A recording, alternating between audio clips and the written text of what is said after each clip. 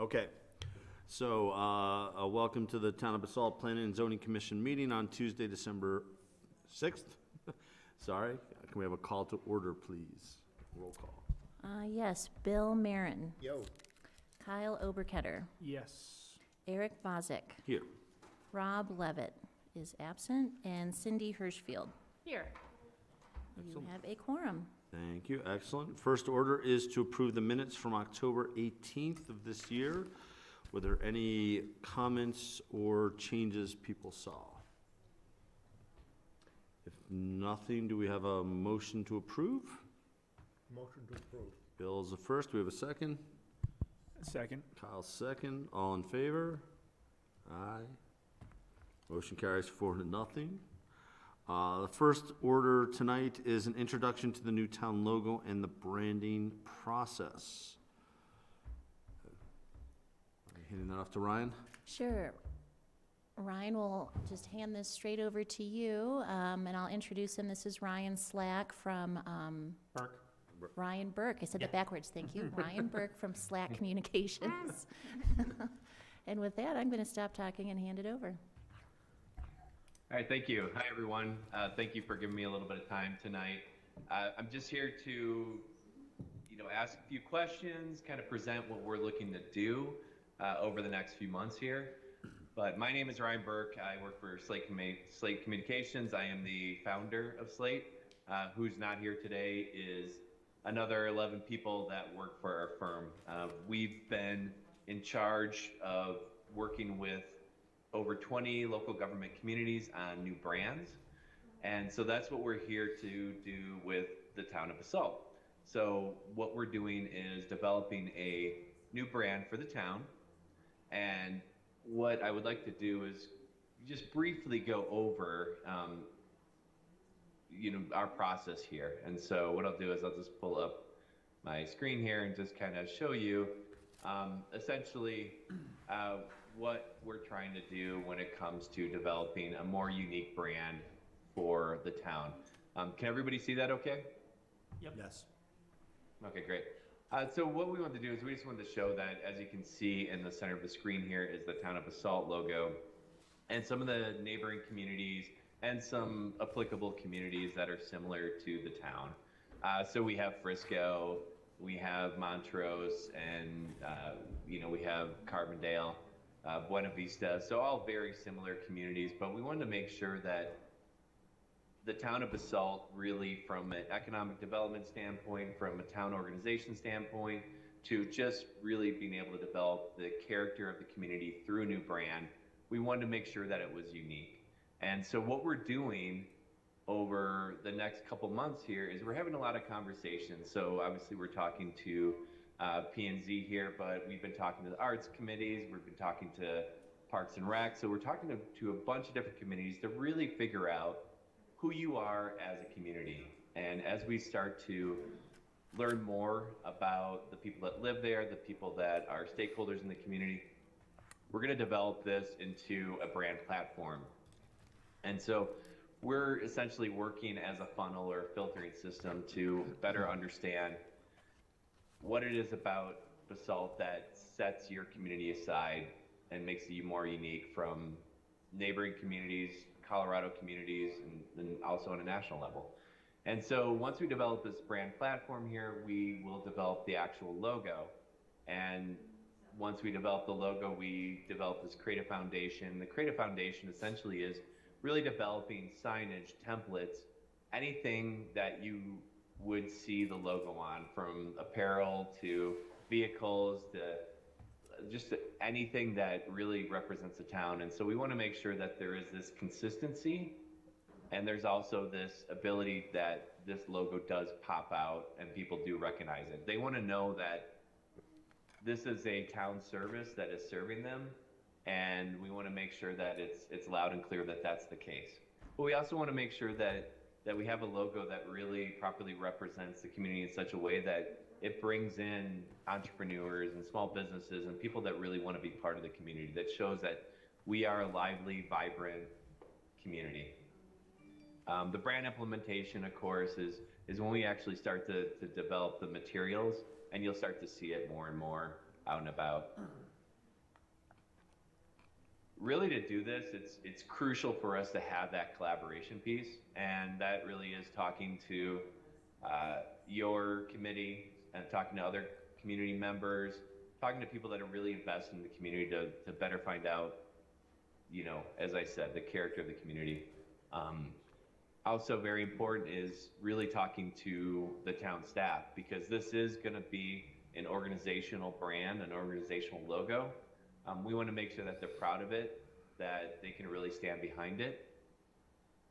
And then lastly, we have a smaller condensed brand committee, and this is going to be Ryan, Michelle, and a few others that are really helping us better understand how this new logo and this brand will be applied. And so we're looking at people within the stakeholders in the community, the town organization, and then a smaller, more condensed group that we'll be working with. And so we have a few project milestones here. Over the next month or two, we are talking to a lot of community members. We're actually going to be talking to local graphic designers, so we want to make sure that we're looking at local talent to help us develop this logo. And then once we develop some logos, we're going to be able to go back to the branding committee and review them with them and try to come up with a more finalized versions. And then actually go out to the community as well and really showcase what we came up with and see if there's something that really pops out. And the one that actually would is a logo that we would present to the council. And so once we get the thumbs up to move forward, that's when we start that brand implementation piece. So what I was hoping to do today with this group is to have an interactive survey, and I'll pull this up right here. And so what I would like everybody to do, if you do have your phones handy, is to pull out your phones, and we're going to have a survey where I'm going to ask you some questions, just some general questions about Basalt and the people that live here and the people that will live here and the future of Basalt.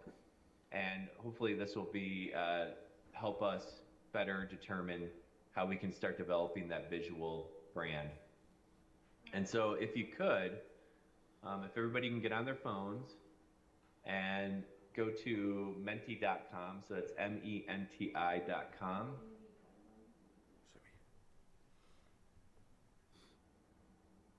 And once you get to menti.com, there'll be a code that they ask you for, this 8-digit code here, which is 25699724. And it might actually be easier for you two just to walk up and do a screen capture or a photo of the QR code. That might get you there a little bit quicker. How many people do we have from the commission today? There's 4 of us. 4 of us, okay.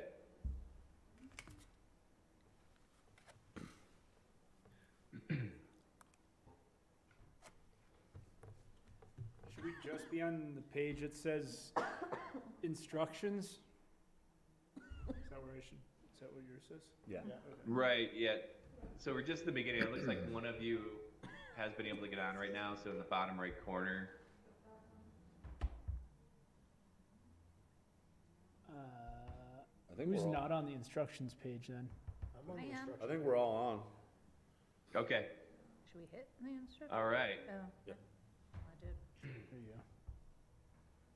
So what you'll see on your phone screen is a question, and you have the ability to just pick and choose how you actually would want to answer this question. So the first question here is, if you're thinking about friends or family or visitors that have never been to Basalt, how would you describe it to them?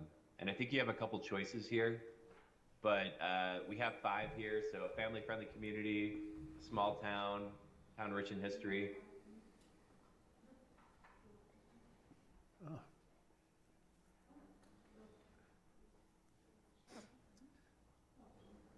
Guess this isn't anonymous. With only 4 of us. Yeah. Quick math and you can, Well, it's anonymous enough because there are multiple choice questions here. But couch really, me, hit the the snip. point of this is to really figure out, is everybody on the same page, or what really pops out more than anything. And so, looking at this right off the bat, we're seeing that, what's most important, or how you describe it to people outside of the community, is that it is the outdoor space and open spaces are very important to who you are as residents. Really embracing that small town charm is crucial as well. Brian, can I ask a question? This is Cindy on the commission. Sure, absolutely, please. If there are 4 of us, shouldn't there be 8 answers total? You're live, so you have me participating in public. Oh, okay. Oh, sorry, I thought you. Yeah, the 6 in the corner shows the amount of people that are on here. So I don't know if Ryan or Michelle have gotten on there as well, but I think because there are multiple choices, you can select 1, you can select 2, you can select as many as you want. So if 1 really resonates and that's it, then that's how much you can select. Okay. Now, when it comes to the last one there, obviously nobody had chosen that one, but that's a fast-growing town primed for economic growth. Obviously that's not as critical. That's not something that you would describe Basalt as. When you really do brag about it, it is more about it's a small town, and there's a lot of outdoor recreation amenities. The history doesn't seem as critical. Is that not something that is discussed as much? Is that not something that's as relevant as new people arrive and find their residence in Basalt? That was me, but I clicked on that because we hear it on P&Z a lot. I've been through 3 master plans, and that's one thing. There's a lot of data on in the master plan because they went through significant public outreach. So a lot of the things in there are things that were discussed in public with a lot of the stakeholders in town, and just the general electorate was there a lot. So, and that's something that does come up frequently in those sort of situations. So there is importance, and I think really maybe embracing that history and recognizing it through some of the branding efforts that we're going to go through here. I mean, it's very easy to do that in a cheesy way, like most Colorado towns do.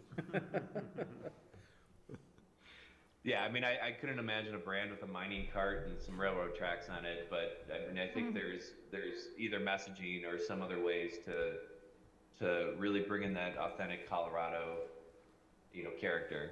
Yeah, we're not Idaho Springs.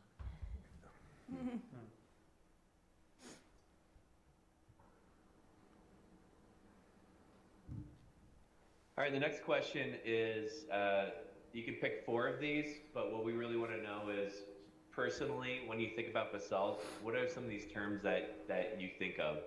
Is Basalt rich with culture when it comes to arts and restaurants? Is it becoming more and more modern?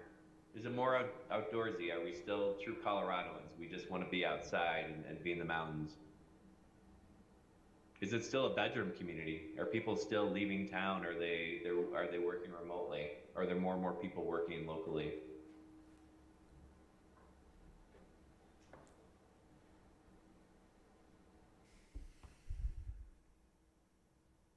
You can think of yourself, you can think about your neighbors, you can think about just generally what you believe Basalt is about.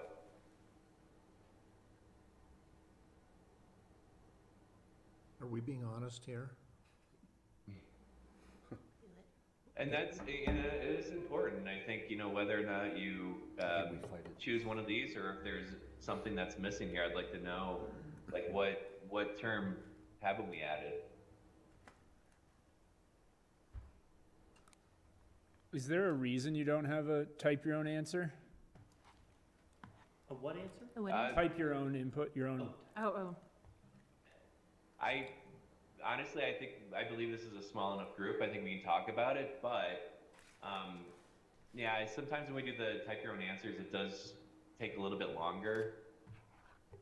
And I think for us, this is even more of a conversation starter just to kind of inquire as to, some of the choices that have been made.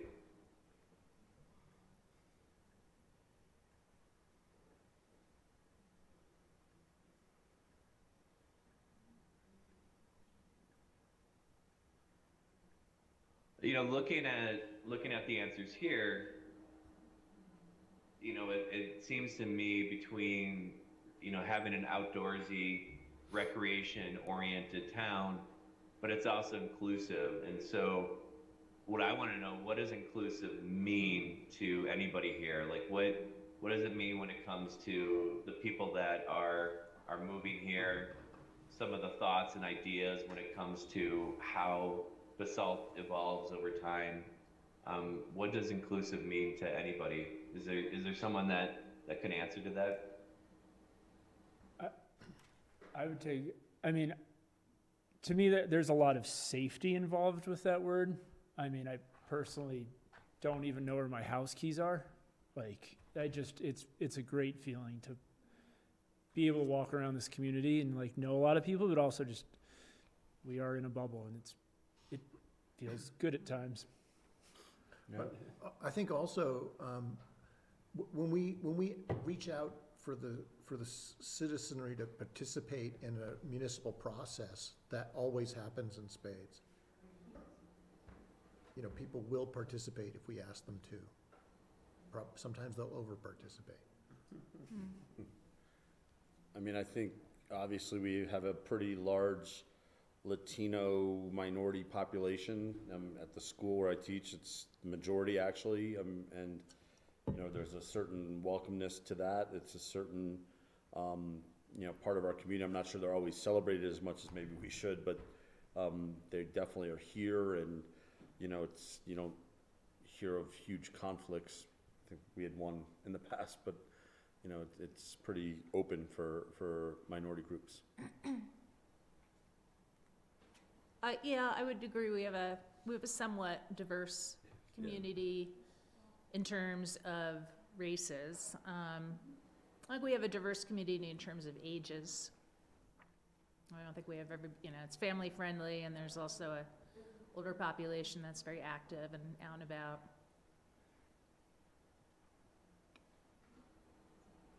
And I think it's really important to, with any brand, that it is a welcoming brand. I know you may think that it is just a logo, but a logo can say a lot more. And I think that really being able to embrace and illustrate that inclusivity of who you are as a town, the welcoming nature of it, the fact that you can, walk down the street, see people and have a conversation and keep your doors unlocked, or just feel safe knowing that those elements aren't there. And so I think really combining that with this outdoorsy and environmentally friendly and just the appreciation of nature, those facets I think are pretty critical and really important to a lot of Colorado communities. But I think if Basalt has that, and it really truly wants to continue with that, and that's really important to the residents that live here, then I think it's something that we need to talk about in the brand and really be able to explore more. So this next one is ranking. So you're gonna move these up and down. So when we think about the future of Basalt 10 to 20 years from now, it could be what you want it to be, what you think it will be. But the more that we develop this brand and the more that we develop the messaging, it'll hint at what you want it to be. And so, like I said, we're not just talking to the planning and zoning, we're talking to other committees. So we're really finding out how people envision Basalt in the future. So do we hang on to that small town, family-friendly environment? Do we embrace the recreation above anything else? Or, as your arts community does expand, how important is it to be able to have more culture integrated into your community? Is this what we want it to look like in the future, or what we think it will look like? Because those are two different things for me. I know, and this is where the question now gets a little difficult, but this is very subjective, and so if we were to look at like how you truly want it to be, I think that's probably to us more important because it'll help give us a directive. Okay. I've always been stuck on this one just because, we want to make sure that we're realistic about how we envision the future of your town, but we want to be, much more realistic and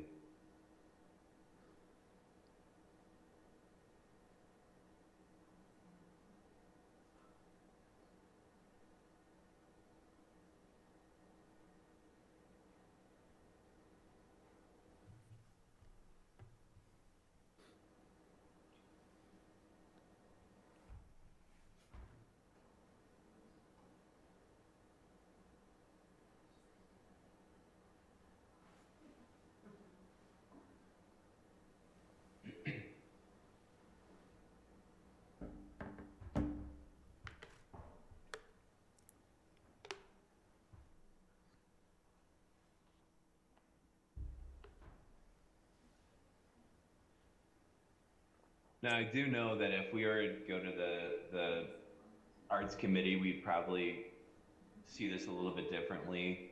But, from what I'm hearing is that the cultural hub isn't as essential for your future, when it comes to, the arts and food and whatever other types of, non-outdoorsy recreation. Maybe it's not as critical for your future as maintaining that family-friendly small-town environment, but also really appreciating the outdoor recreation. Now, when it comes to small independent businesses, do you foresee, and if anybody could answer this for me, but with small independent businesses, do you see there being a lot of opportunity to start up a small business in Basalt?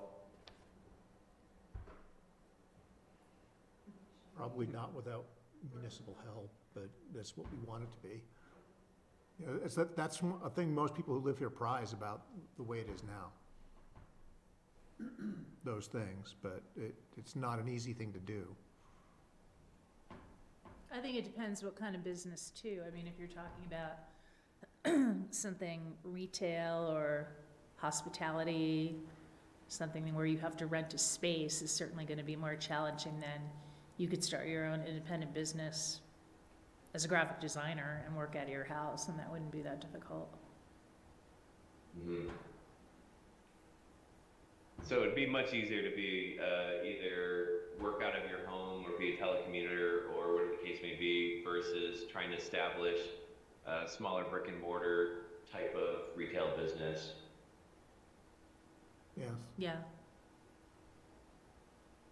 And are there any types of businesses you think brick and mortar that would do well, that you think would thrive and be successful?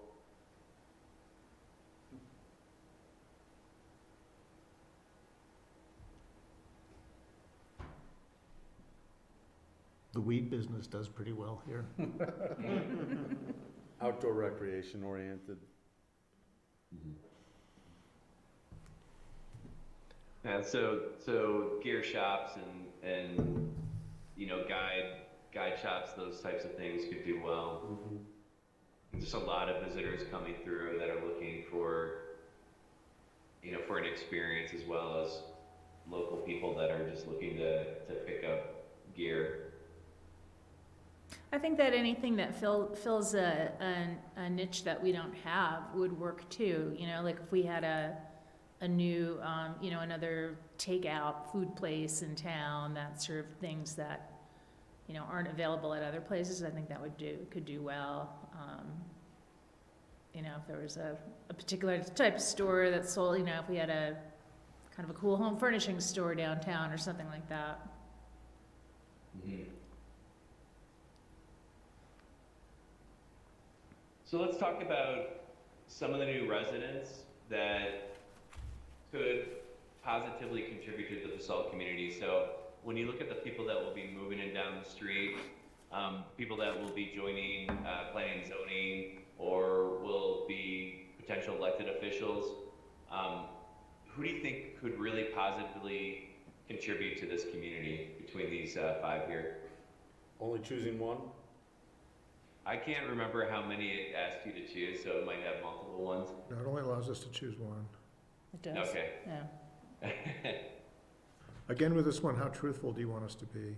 Can you comment on the indistinguishable from other communities option?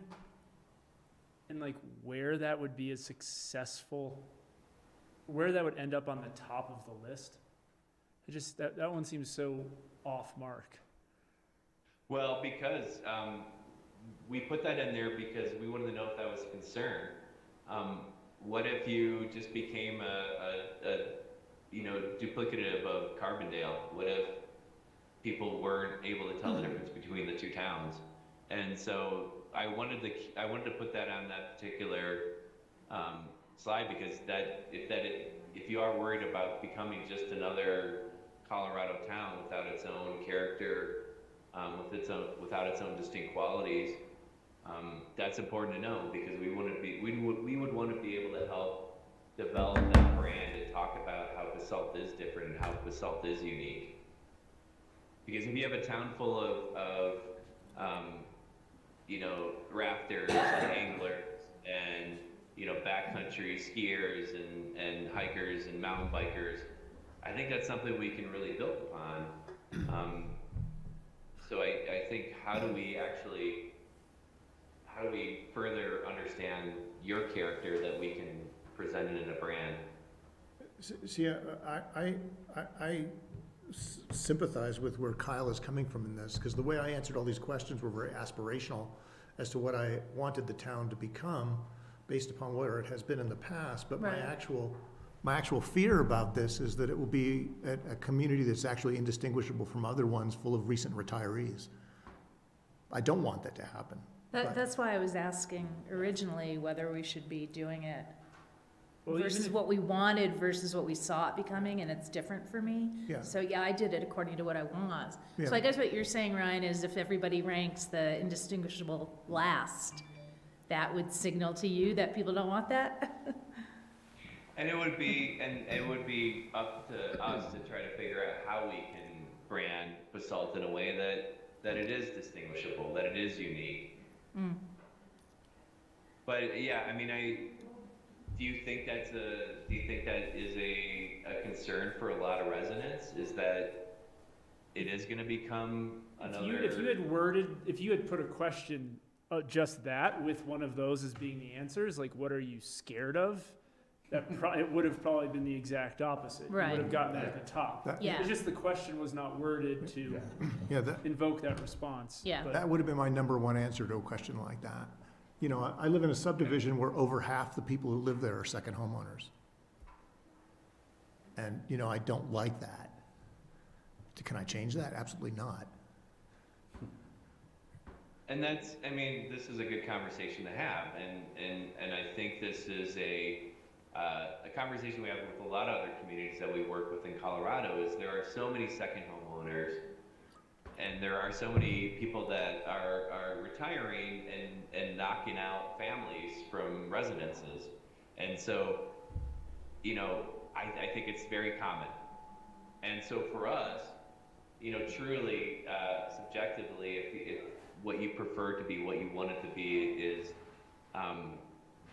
the future of Basalt would be a town of families, a town of people that truly appreciate the outdoors. We can work with that, and that's what essentially this conversation is about. And granted, yeah, maybe it's not worded great, but at least we're starting the conversation here today about how important it is for the people here and your neighbors and your friends that it is not going to become an indistinguishable community of second homeowners. So, here we have, new residents that are really going to be able to contribute to Basalt. again, young families. So people that are looking to really be able to enjoy the nature valley, to be able to raise their family, to be able to live here successfully. Outdoor recreators maybe not as essential, but of course very important. I think the young families do look for that activity, to be able to hike, to use the trails. So that was it. And at least feedback wise, I think that maybe wording that particular question a little bit better around like what is your preferred outlook of what Basalt looks like in the next 10, 20 years. And that will help us kind of direct the brand versus, how do you see it actually, how do you see Basalt evolving over the next 10, 20 years? So we do, I already taken too much of your time and I apologize for that, but are there any questions or any concerns anybody has that they'd like to share? What's the time frame for this logo to be active? For like the next 10 years or 5 years? What's the goal? That's a great question. Essentially what we want to do is we want to make sure that we do have a brand and implementation in place this spring. But the actual rollover and the transition to new logos will most likely be a more financially responsible one. And so what we would do is we'd work with Ryan and his team to make sure that as truck decals become worn off, we replace those old ones with the new logo. As apparel starts to become worn out, we replace those employees' apparel pieces with new apparel with the new logo. As signs become sun bleached and fade, we replace that with new signs with the new logo. Some of the stuff we can do up front, just to make sure that some of the kind of low cost, low hanging fruit, we'll be able to replace the logo, when it comes to the website and other things like that. But really, it's trying to put together a replacement schedule over a few years. So as things get worn out, we replace it, and some of the things we'll do up front. And that is a conversation that we have not had yet with the town organization. But I know that if you look at Public Works and some of those other departments, their uniforms are becoming older and they need to replace them. So I think they're kind of itching to get a new brand on those as well. Ryan, I think, if I understood Yeah, Kyle correctly too, I think he was wondering, how long does the brand stay relevant? Like is it good for 5 years? Is it good for 10 years? And we did talk about this a bit, and would you just let us know, like, what's common, and what do you foresee with the logo you guys are looking to create? Sure. Most logos and most town brands have a shelf life of about 20 years. But what we like to do is we like to create a very versatile brand that maybe after 5 or 10 years, it does evolve. So maybe colors shift, maybe fonts shift, but it's still the basis, the core foundation of that original brand. So we want to make sure that as times change, that this brand does have the ability to evolve with it. So it's nothing monumental when it comes to those changes, but we would really hope that the brand would have at least 20 years of relevancy, and it would be applied throughout those 2 decades or more. Most city brands and town brands, they're around for 30 plus years. Could you speak a little bit about your understanding of the difference between branding and logo creation, and how they interrelate? Sure, absolutely. So, the logo is essentially always going to be just the town of Basalt and maybe a mark that accompanies it. But the brand is kind of that bigger piece of it. The brand is how we can develop what your vehicles, so your fleet vehicles, how do we implement that brand into it?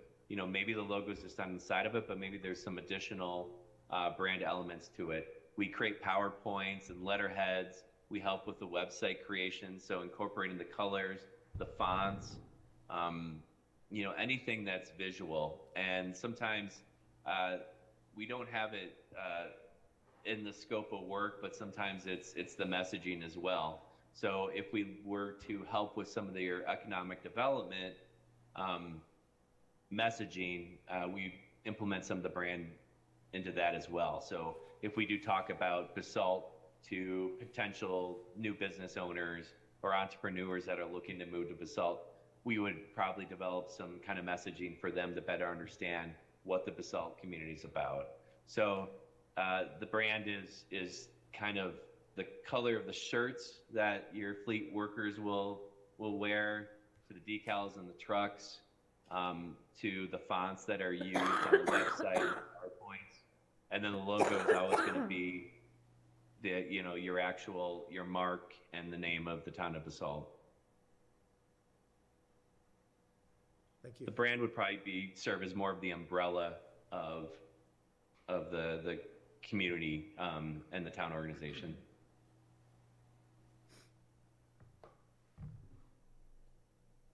Cindy, any questions? I'm good. So Ryan, thank you for your time. I'm assuming we'll be apprised of the situation, of the process as it goes along. All right. Well, thank you very much. I appreciate your time, everybody, and hopefully we can check in with you at a later date and be able to showcase some of the work that we've done. Thanks, Ryan. Thanks. Thank you. All right. Thank Have a good you. night, everyone. Thank you. Bye. I know. So I have a brand question for staff. When does that one date to? 1901. How long have we had it? I bet you it's around 20 years. It's older than that. You think it's older? It's been on there ever since I was in P and Z, and I've been Okay. over 20 years, so. Okay, But I know Mark Kittle did it when he was the building inspector, okay. before he was on council. And then what is the one in the corner here with the, is that Oh, supposed, this was that a new logo, or is that just something No, temporary? That was kind of like temporary. I actually think that that came out of when we did the strategic plan. I had a graphic designer just help put that together. Okay, And I think because when we did the master plan, we were tying back to the strategic plan, so we just kind of pulled that out as a thing. So that will go away. okay, yeah, because I'm even noticing it on the Midland Avenue thing, Uh-huh. like, it seems like it's been maybe our temporary, and I've actually never noticed it until now. I think whatever we should do, should really do as much as we can to stay away from similarities between Pawnee on Parks and Rec and the town of Basalt. Fair enough. Because fair that, enough. you can make that, especially when before the trailer park was redone, that was our big pet. Uh-huh. Yeah. And That's so right. we've avoided that disaster already. Yeah, and part of the reason that, we went with these guys is they did City of Salida, and I really liked their process where, they had, a local group that helped to, kind of talk through things, an ad hoc committee. But the fact that they will do some design and throw out a few logo options, but then they'll also solicit from some local folks who've had design logo experience, or they'll ultimately submit a proposal. So we'll ultimately choose 2 local people. So we'll have kind of 3 different design minds, if you will, working on it. And I liked that because I think it'll give us the best chance of success. And So, where is that firm based out of? Fort Collins. Okay. And they did Salida, as I say, so it was, Salida's a little bit more relevant as far as us geographically, but since it was fairly recent for them, so I thought that was a neat choice, and still get to have that local presence. So I hope we give kids an opportunity.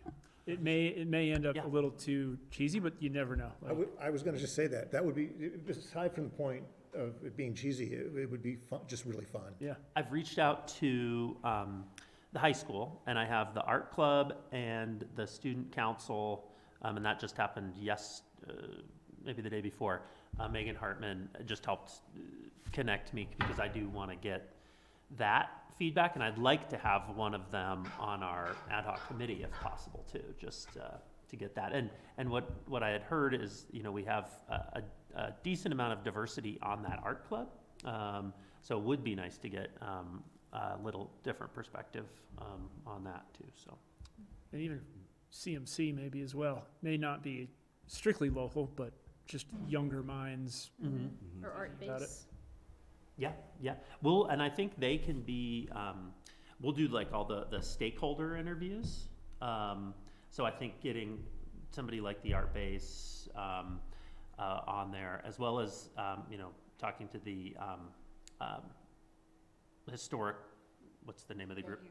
The Heritage Society, to get that perspective. So we are going to try to cast a pretty broad net. When I was working for the town and doing the public outreach for the Our Town Planning thing, some of the most interesting responses came from the elementary and middle school kids. Nice. I was really surprised by that, and their energy was incredibly fun. Yeah, I would agree. Not afraid to speak their minds. No. Like, there's no filter. and, Like, Some of their ideas about what should happen with downtown revolved around candy. yeah. I Not thought that was, surprising. I thought that was awesome. That's awesome. Well, thank you guys for your time tonight. Thanks, Ron. Appreciate Thank it. Yeah. Thanks. Next item on the agenda is about miscellaneous code amendments to the community housing guidelines. Staff, I'll leave it for you. Yeah, just a quick second, let me please share my screen. Sure.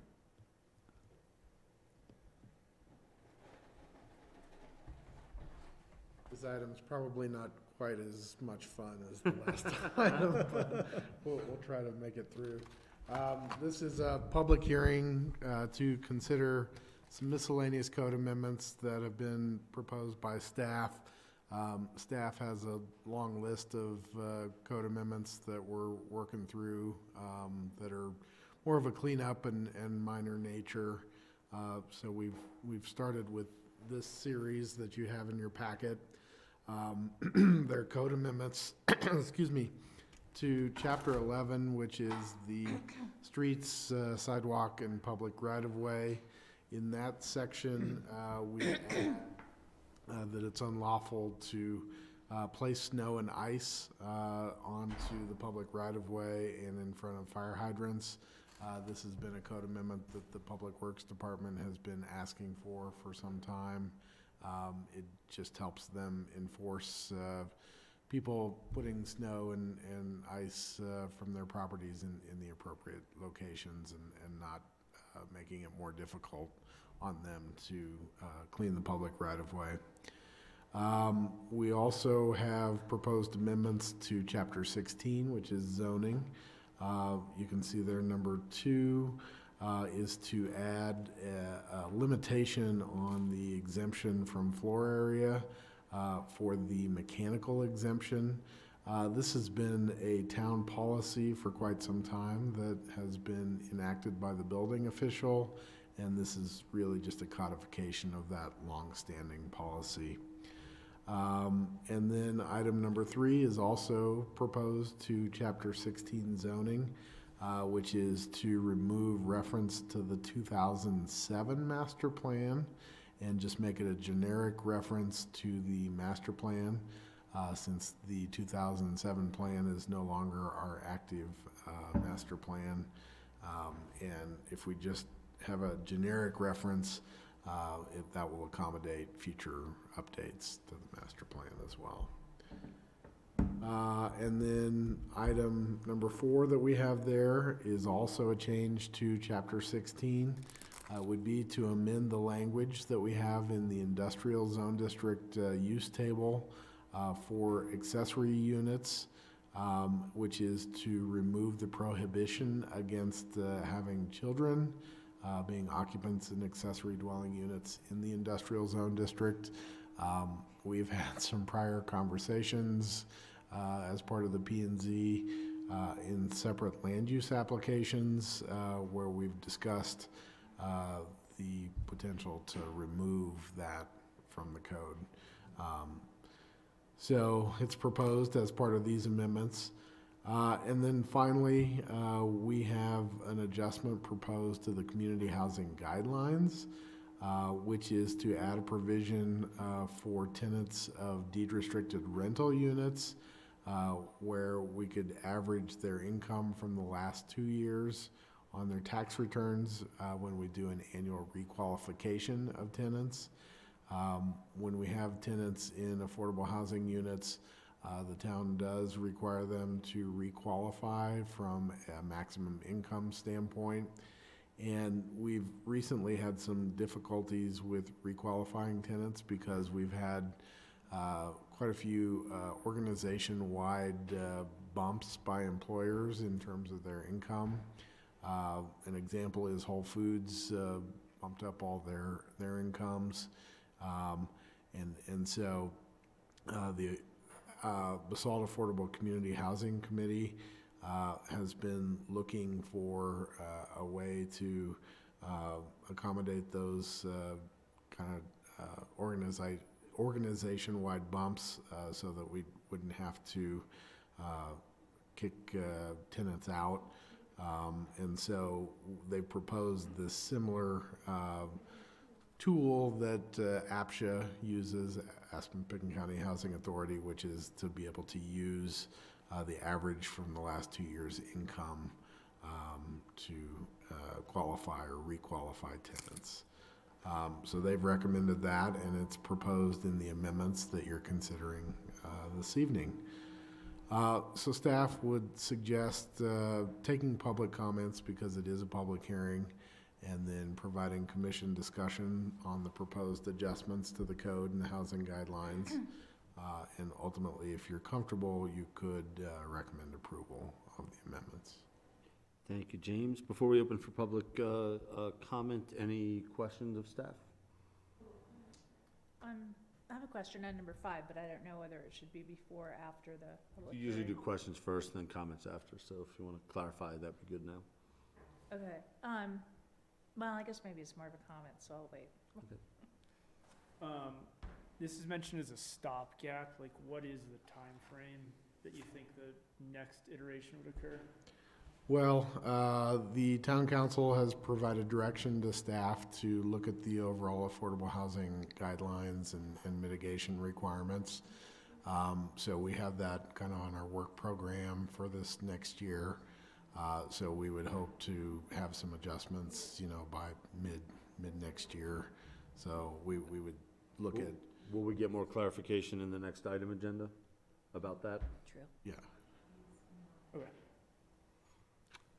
If no more commissioner questions, let's open this up for public comments at 6:53. I don't see anybody in the room, but Jim, do you want to give the online, or we just?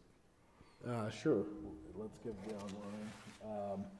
If you would like to call in and make comment on this code amendment proposal, you could call the number, which is 719-359-4580. And there is a webinar ID. The webinar ID is 873-0195-4193.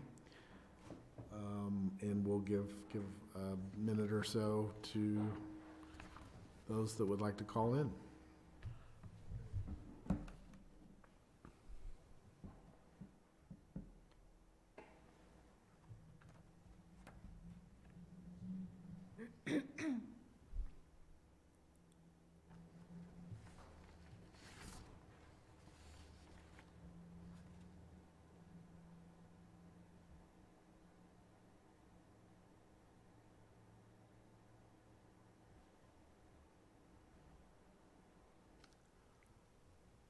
Seeing as we have nobody seeming to be chiming in online, no one in the building, we will close the public hearing at 6:54, and now we'll open it for commissioner comments. Cindy?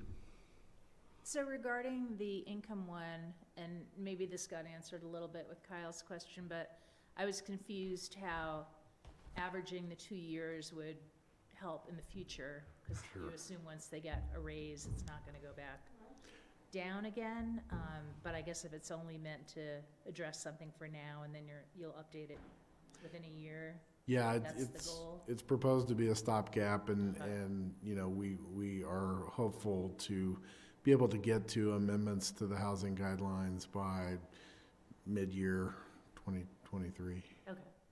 for a more permanent solution. Yeah, we're anticipating changes. We're anticipating changes to the income requirements once we do the updates to the guidelines. My only comments are some of these are things I've been requesting for years, and so I'm glad to see them. I support all of them. Colin, any comments? I guess the only one would be to maybe consider, instead of annual qualification, just make it every other year, so that people know they have a home for 2 years, no matter what, and less work on the city's part as well.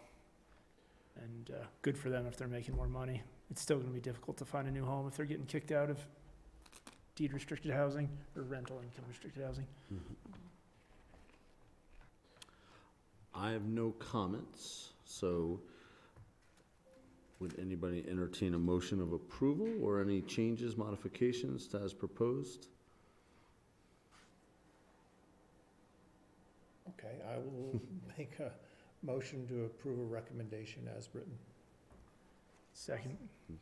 Kyle, second. Do you want a roll call or just a hand tally? Sorry. Yeah, let's do a roll call. Okay. Bill Marin, Yes. Kyle Oberketter, Yes. Eric Vozek, Yes. Rob Levitt's absent, and Cindy Hirschfield. Yes. All right, Motion carries 4-0. Thank you. thank you. Excellent. So the next item is an introduction to Community Housing Guideline and Housing Code Amendment Process Framework. James, back to you. Yeah.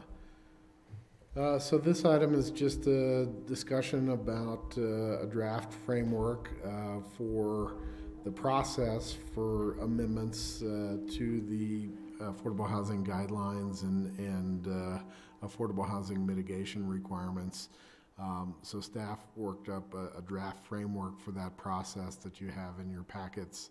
And really it is to get buy-in from Bach and the Planning and Zoning Commission on that process framework, and then present it to the council to get their buy-in on the process. And that process is to do a request for proposals for update to the Basalt housing gaps analysis, as well as a short-term rental fee study. And then once we get proposals, we would have staff and the Basalt Affordable Community Housing Committee, BAC, interview the proposals and make a recommendation to council on which consultant should be selected.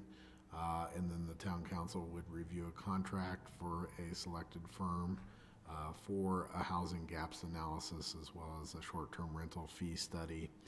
And then the consultant would work with staff to establish the gaps analysis and fee study, and then would present that to the BAC committee as well as P&Z, and then ultimately the council.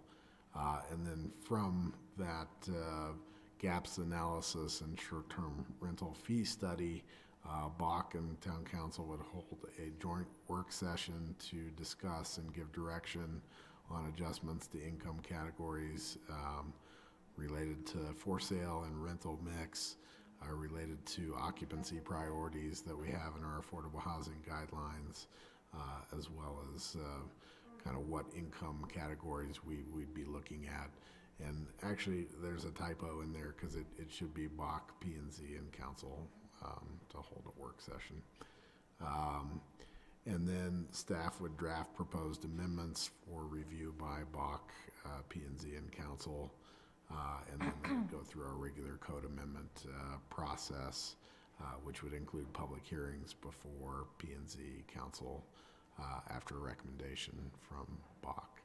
So staff really is just kind of shooting for getting kind of buy-in on the process that we're establishing here. You know, in terms of what the short-term rental fee study idea is that, short-term rentals are becoming pretty prevalent in our community, and some other communities have looked at the potential to do impact fees, where you could use the impact fee money from short-term rentals to establish more affordable housing, given the intent of that short-term rentals are taking away from your permanent housing stock, and there's kind of that link there. So other communities are looking at that, but you need an impact study to really establish that type of fee. So we're proposing to have a consultant do that study as well. So staff would open it up to questions and comments on kind of the process that we're looking at here. I hate to add more steps to this, because I feel like we could get to the moon with this many already. But I feel like we're putting ourselves in a silo when it's a valley-wide problem that, speaking to some of the other cities or counties about what they've already paid for a bunch of analysis, and can we just kind of leapfrog on that instead of maybe starting from scratch? Because I feel like it's just land-wise, if we're looking at just housing, we're gonna have to probably look outside of just Basalt as well. But yeah, organizing with the other communities, I guess, would I hope be one of the first steps. I think that's a really good point, and that'll be the basis of the consultant as they go forward to consider what's already been done, as well as to consider what we expect our population growth to be and what land use applications are in the mix. But that's a really good point. But these are more high-level questions than it would be for actual production and providing of affordable housing. So it wouldn't entail things like subsidy levels and cost impacts and stuff like that. Not necessarily. I mean, one thing that we've been challenged with in 2022 in particular is, do we have enough income categories to serve our community? So we saw with the Parcel 5 development from Lipkin Warner that, they proposed to do units that were above our categories. And so they had an excess amount of housing mitigation, so we allowed them, the town voted to approve that. We want to understand how many more, if we need to have those categories, what those categories would be, or should we maintain what we have, and kind of get some real numbers on that. Because right now that discussion kind of ran off of information from other communities and sort of a gut feel from the developer. Has Basalt done this comprehensive of a needs study before on affordable housing? We have a couple times. When was the most recent one? I think 2013 was the most recent specific study to Basalt. There was the 2019 kind of valley-wide housing assessment that was done by EPS, Economic and Planning Systems. But that was before the pandemic hit. Yeah, And there was some community-specific information on housing gaps and needs, but the pandemic kind of put all that on its side a bit, so. Yeah, I agree that. And no one paid attention to that anyway. That was like an election postmortem. People talked about it, but no one really took it seriously. Which one?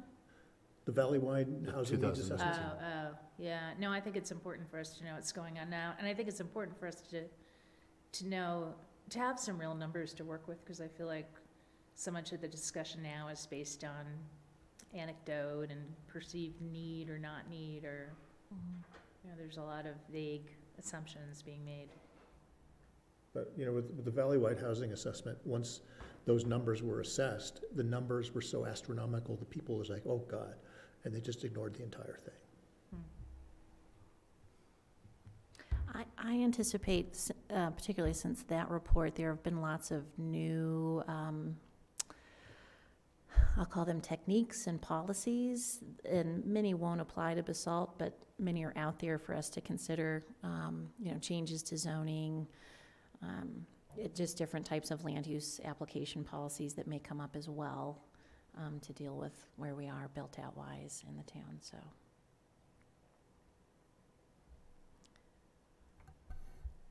And does that kind of assessment include economic forecasting as well? Mhm. Right.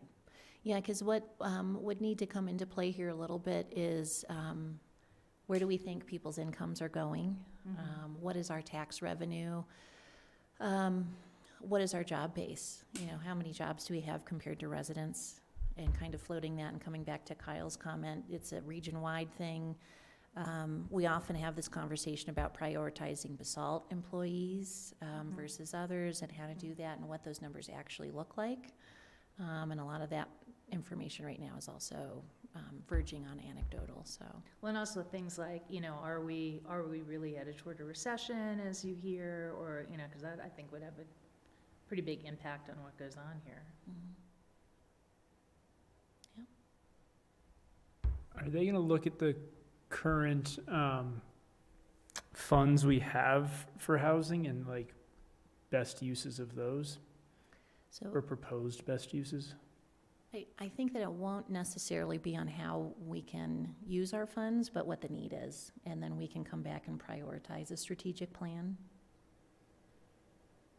Yeah, I mean, it's primarily to show us where that demand is and who we should kind of be targeting, in terms of producing affordable housing for.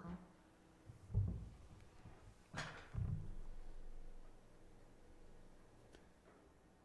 don't have anything else. So is generally everybody okay with the process framework anyway, to get us started? Yeah. Great. Cool. Thank you, guys. Thank you. Last item then is commissioner comment, staff updates. You want to start with commissioner comments? This, comment from being in another town recently, which I was surprised. I was in Vale on Friday, and I haven't really been keeping up as much on what they've been doing in terms of short-term rentals and such, but somebody there was asking me what we're doing in this valley, and I don't know if you've heard this, but he was saying that there's a regulation now in Vale that anyone doing a short-term rental has to put their name and phone number on the outside of their house. Have you heard about this? That's a standard in Aspen as well. It's really for an emergency call. They do that in Aspen? You're supposed to have your emergency contact listed, and it's usually not the owner, it's the management company. Oh, interesting, okay.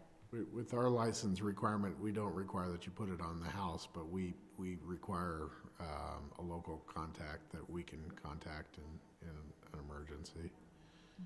This one was supposedly for passers-by to see. It sounded a little If someone's making a lot of invasive. noise, that you can just like call the cops or call the number. number right there. They're making a lot of noise. I don't know, I was gonna look into it, it just sounded a little crazy, like who wants to be putting their name and phone number on the outside of their house? Good point. Well, it's just LLC with a lawyer's phone number, especially in Vale. You just put your neighbor's phone number. Yeah, right? And your neighbor's name. Or you do what they did in the Blues Brothers and put down the phone number of Wrigley Field. That was the number just the address, yeah. That's good. All right, I am happy to move on to staff updates if there are no other commissioner comments.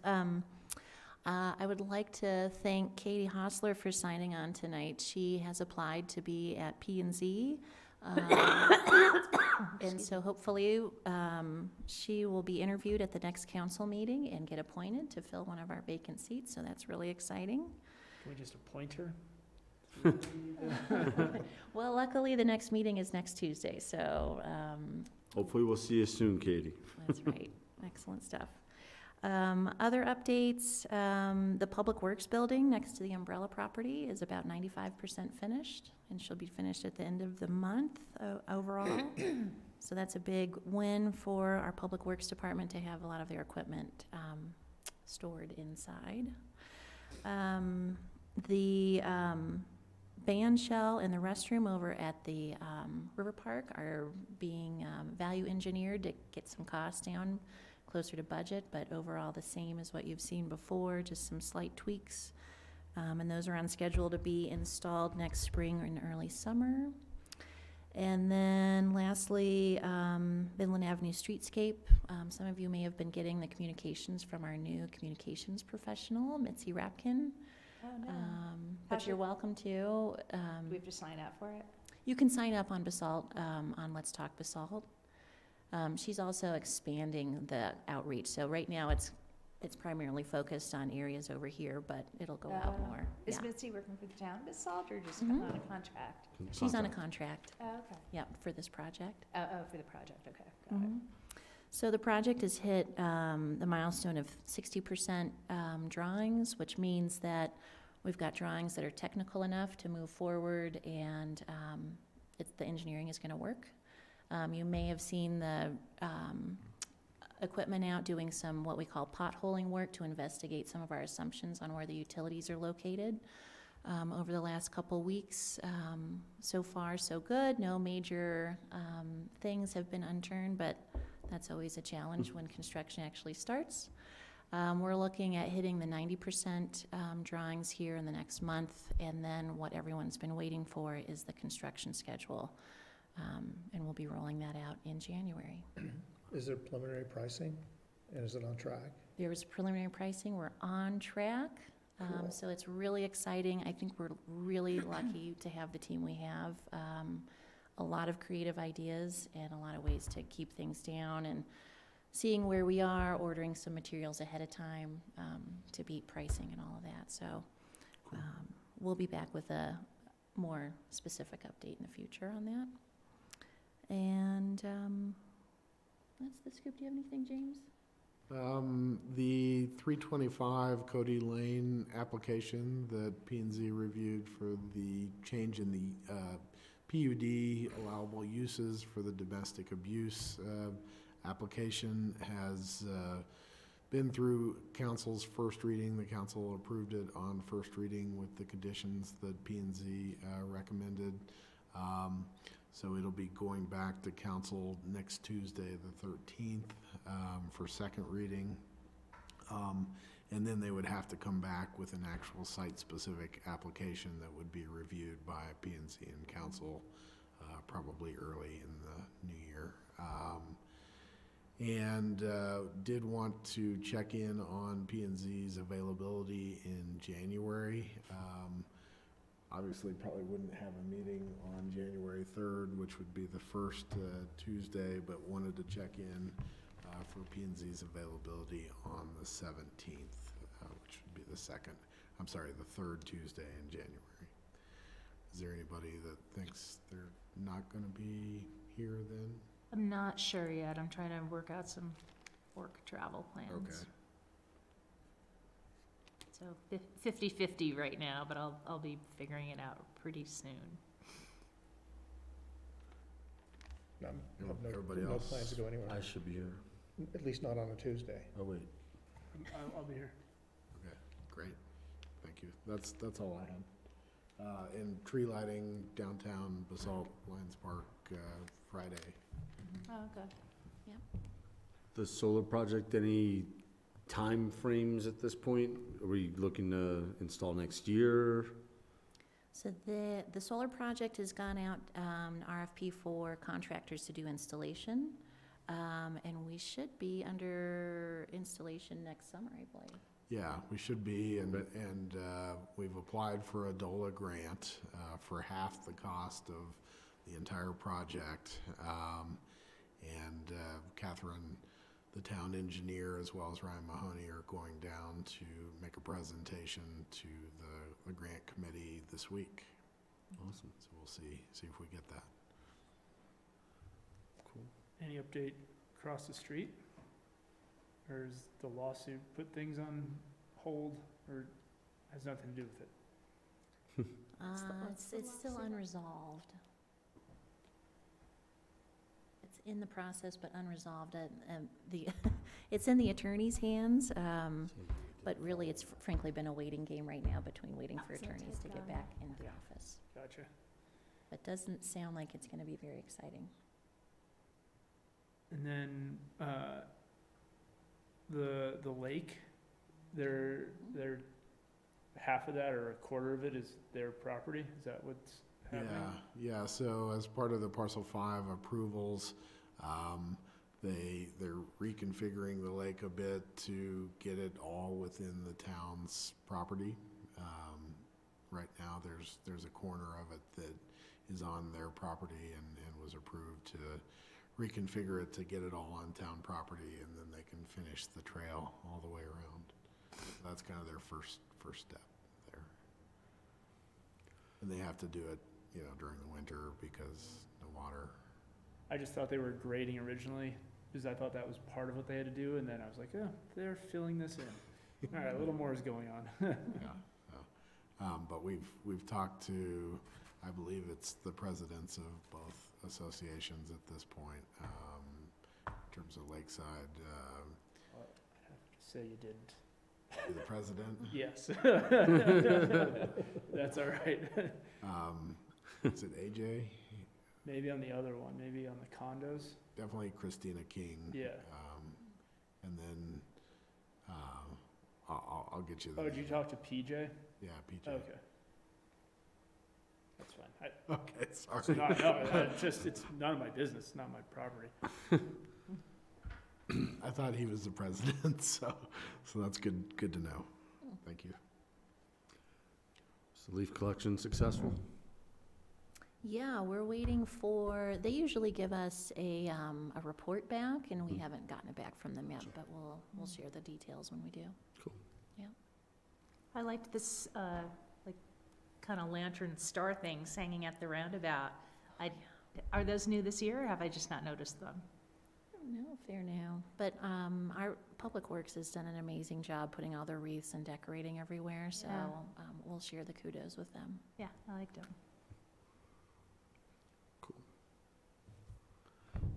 If nothing else, do we have a motion to adjourn at 7:18?